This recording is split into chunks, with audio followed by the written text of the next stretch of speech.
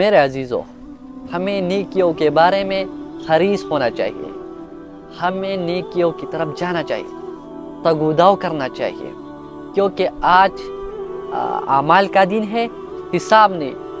کل حساب کا دن ہوگا، اعمال نہیں ہوں گے۔ تو ہمیں نیکیوں میں ایک دوسرے سے آگے بڑھنا چاہیے۔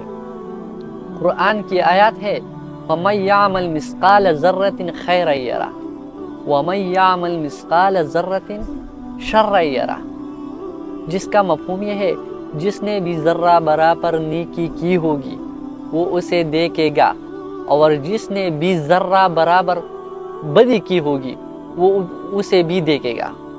تو وہاں ذرہ کے برابر اللہ ہم سے حساب لے گا۔ تو ہمیں اس کے لیے ہمیں نیکیوں میں حریص ہونا چاہیے۔ صبح سے شام تک ہمیں یہ سوچنا چاہیے کہ ہم کس طرح زیادہ نیکیاں کمائیں۔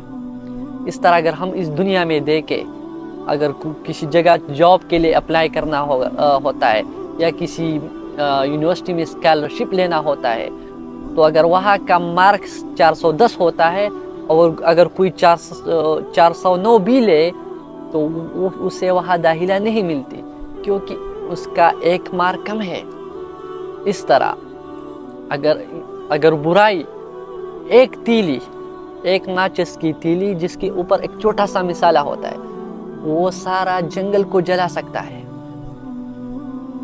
تو ہمیں اس طرح حدیث کا مفہوم ہے کہ نیکیوں کو کبھی حقیر نہ سمجھو، چھوٹی سے چھوٹی نیکی کو کبھی حقیر نہ سمجھو۔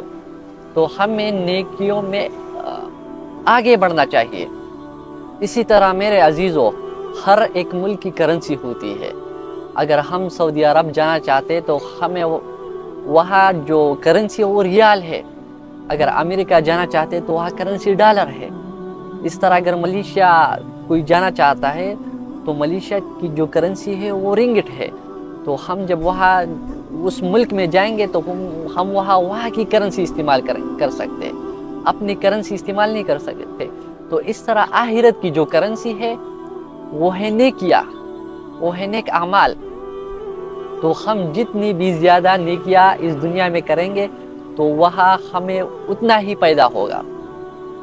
اسی طرح علماء اکثر یہ واقعہ بیان کرتے ہیں کہ قیامت کے دن ایک بندے کے ساتھ ایک نیکی کم پڑ جائے گی، صرف ایک نیکی۔ اس نیکی کی وجہ سے اس کا جہنم کا اور جنت کا فیصلہ ہونے والا ہے۔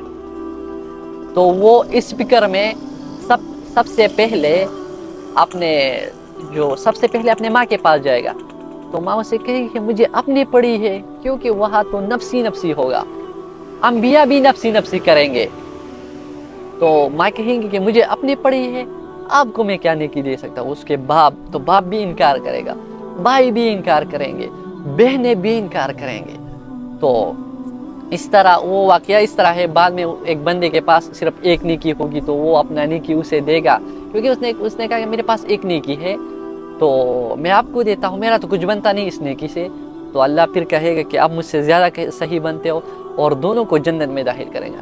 لیکن واقعہ سے میں اس پوائنٹ کو لیتا ہوں، صرف ایک نیکی کی وجہ سے آپ کا وہاں جنت کا اور جہنم کا فیصلہ ہو سکتا ہے۔ تو آج ہمارے لیے ایک نیکی جو ہے وہ کمانا آسان ہے، کیونکہ قیامت کے دن ایک اور بات بھی ہوگی۔ اگر ہم نے کسی کا حق مارا ہوگا، کسی کو گالی دی ہوگی، کسی کا غیبت کیا ہوگا اور کسی کو کسی طرح کا بھی نقصان پہنچایا ہوگا، تو قیامت کے دن وہ ہم سے نیکیاں لیں گے، اعمال جو ہم نے اچھے اعمال کیے ہوگے وہ ہم سے لیں گے۔ تو آج بھی اگر ہم نے کسی کے ساتھ ظلم کیا ہے یا کسی کا حق مارا ہے یا کسی کا حق ہمارے اوپر ہے تو ہمیں دینا چاہیے، کیونکہ بعد میں ہمیں نیکی دینا پڑے گا۔ اور علماء اکثر یہ کہتے ہیں کہ قیامت کے دن ماں بھی یہی سوچیں گی۔ اس دنیا میں سب سے اگر ہم محبت کی مثال دیتے ہیں تو ہم ماں کی محبت کی مثال دیتے ہیں، لیکن قیامت کے دن ماں بھی یہ سوچے گی کہ میرے بچے پر کوئی حق نکل آئے تاکہ میں اس سے نیکی لوں۔ ماں کی بھی یہی سوچ، باپ کی بھی یہی سوچ ہوگی کہ آج اگر میرے بیٹے پر کوئی میرا حق نکلا، اگر اس نے میرے کوئی نافرمانی کی ہوئی تو آج اچھا ہو، کیونکہ آج میں اس سے تھوڑی نیکیاں لوں اپنے بچے سے، تو اتنا سخت دن آنے والے ہیں، تو ہمیں تیاری کرنی، ابھی ہمارے پاس ٹائم ہے، ابھی ہم زندہ ہے، تو ہمیں چاہیے کہ ہم زیادہ سے زیادہ نیکیاں کریں۔ اگر ابھی ہم ایک سبحان اللہ پڑھے تو جنت میں ہمارے لیے ایک درخت لگے گی، اور ہم الحمدللہ پڑھے تو ہمارے لیے جنت میں ایک درخت لگے گی۔ اس طرح لا الہ الا اللہ پڑھے تو لا الہ الا اللہ سے زمین سے لے کر آسمان تک ساری نیکیوں سے بھر جاتی ہے۔ اس طرح ہمیں استغفار زیادہ سے زیادہ کرنا چاہیے تاکہ ہمارے گناہ مٹ جائے، تاکہ ہمیں وہ آسانی ہو۔ اس طرح کے اور اعمال ہے، کسی کے ساتھ مدد کرنا، اس طرح السلام علیکم ورحمۃ اللہ وبرکاتہ اگر ہم کہیں تو ہمیں 30 نیکیاں ملتی ہے۔ تو ہم اکثر لوگ راستے پر جاتے ہیں لیکن ہم سلام نہیں کرتے، اگر ہم سلام کریں تو ہم 30 نیکیاں حاصل کر سکتے ہیں۔ اسی طرح اگر ہم کسی کو مسکرائے تو 10 نیکیاں مل سکتی ہے۔ اس طرح اگر ہم قرآن کا ایک لفظ پڑھے، ایک حروف، تو ہمیں ایک حروف پر ہمیں 10 نیکیاں مل سکتی ہے۔ تو ہم جتنا بھی قرآن پڑھیں گے تو ہمیں نیکیاں، اس طرح جو اذکار اور اخلاقیات اور معاشرت، ہمیں جب ہم صبح اٹھے تو ہمیں یہ سوچنا چاہیے کہ آج میں کس طرح زیادہ سے زیادہ نیکیاں کماؤں، زیادہ سے زیادہ نیکیاں کروں، اور زیادہ سے زیادہ اللہ کو راضی کروں، اور کوشش زیادہ سے کروں کہ میرے نیکیاں خالص اللہ کے لیے ہو۔ جتنا نیکیوں میں اخلاص ہوگا اتنا وہ اللہ کو قابل قبول ہوگی، اتنا آخرت میں اس کا وزن زیادہ ہوگا۔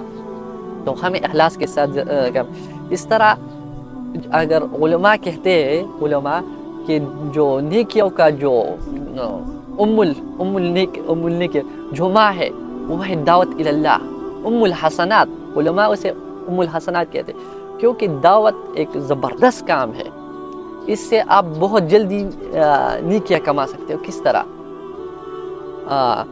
اگر آپ ایک بندے کو دعوت دے اور وہ آپ کی دعوت، اللہ نے آپ کی دعوت کی وجہ سے اسے نماز پر قائم رکھا، اللہ نے اسے ذکر کی توفیق دی، اور اللہ نے ان سے اور لوگوں کو، اس نے اور لوگوں کو بھی دعوت دی، تو وہ جو کام کرے گا تو اس میں اس کو تو ملے گا، آپ کو بھی ملے گا۔ اس طرح علماء کہتے ہیں کہ حضرت ابوبکر جو ہے، آپ جو ساری امت ابھی نیکیاں کر رہی ہے، اس سب میں ابوبکر رضی اللہ تعالی عنہ کی حصہ ہے، وہ اس کو بھی اجر ملتا ہے۔ اس طرح جو بھی دائی، چاہے انڈیا میں جس کی، اس طرح محمد بن قاسم جس کی وجہ سے انڈیا، پاکستان، بنگلہ دیش میں علماء اکثر کہتے ہیں کہ یہاں دین پھیلا ہے، ابھی جہاں تک اس کی وجہ سے دین پھیلا ہے، تو جو لوگ بھی نمازیں پڑھ رہے ہیں، تسبیحات کر رہے ہیں، اخلاق کے ساتھ زندگی گزار رہے ہیں اور دعوت دے رہے ہیں، تو اس کا سارا اجر محمد بن قاسم رحمۃ اللہ علیہ کو ملتا ہے، اس کے پاس جاتا ہے۔ تو ہمیں زیادہ سے زیادہ نیکیاں کرنی چاہیے، خاص کر دعوت کے کام، کیونکہ اگر میری وجہ سے 30 بندے پھر دین پر آئے اور اس نے مستقل طور مرنے تک نیک اعمال کیے، جتنے صدقے، جتنے نمازیں، جتنی دعوت دی اور جتنے اعمال کیے، تو ان ساروں کا اجر مجھے ملے گا، اس کو تو ملے گا لیکن مجھے بھی ملے گا۔ یہ دعوت ایک زبردست چیز ہے نیکی کمانے کا۔ تو ہمیں زیادہ سے زیادہ اس دنیا میں نیکی کرنی چاہیے، کیونکہ آخرت کی جو کرنسی ہے وہ ہے نیکیاں۔ والسلام۔